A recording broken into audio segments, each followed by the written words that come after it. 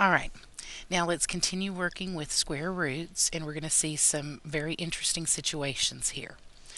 First of all, we have the square root of 8 squared. And if you've watched one of the previous videos, then we talked about how squaring and square rooting are opposite operations and that they undo each other.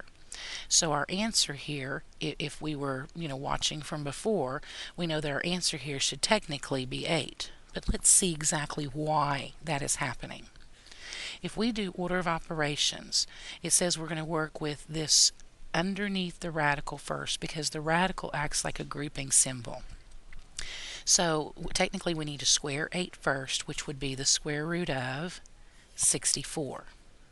And then once we take the square root of 64, we're literally saying to ourselves, what do we have to square to get 64? And that would be an 8. So either way you look at it, whether you look at undoing the square or actually working it out, we still get the exact same answer. Alright, so now using that same idea, then you might think that this problem would give you a negative 19 for an answer, because the square root and the square would undo each other. But let's see if that's true. First of all, we have to do what's underneath the radical because, again, the radical acts as a grouping symbol. So negative 19, when we square it, does that become a positive or a negative number? It becomes a positive because negative 19 times negative 19 is positive 361. And then when we take the square root of 361, and you may have to use a calculator for this, because you probably, I don't know this one off the top of my head, just to be quite honest with you. The square root of 361 is actually 19, not negative 19. Now the reason for this is because technically we would have to square this before we took our square root.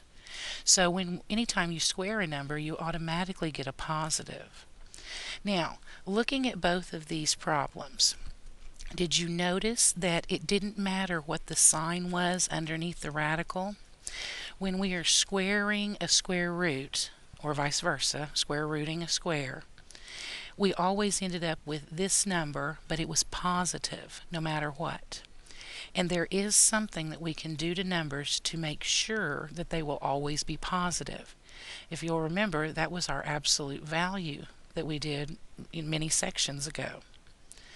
Now, when we're dealing with plain numbers, it's not really important to think about the absolute value just because we can do this out step by step and get the correct answer.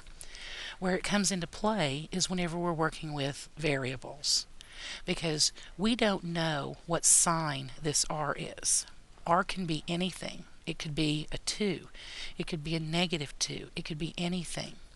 So in order to look at this, yes, square rooting and squaring undo each other. So technically we're left with just an R. But we have to make sure that this R will be a positive number. And the way we do that is we put absolute value bars around the R to ensure that it will be positive no matter what. Let's look at another example. Here we have the square root of x plus 4 quantity squared. So again, square rooting and squaring are opposite operations. They undo each other. So all we're left with is x plus 4 underneath the radical. However, because we have a variable, we have to make sure that that thing will be positive. So we have to include the absolute value bars as part of our answer. And then what if you end up with something odd like this? Well, this is a quadratic, and so we've worked with quadratics before, and we learned that we could factor these things down.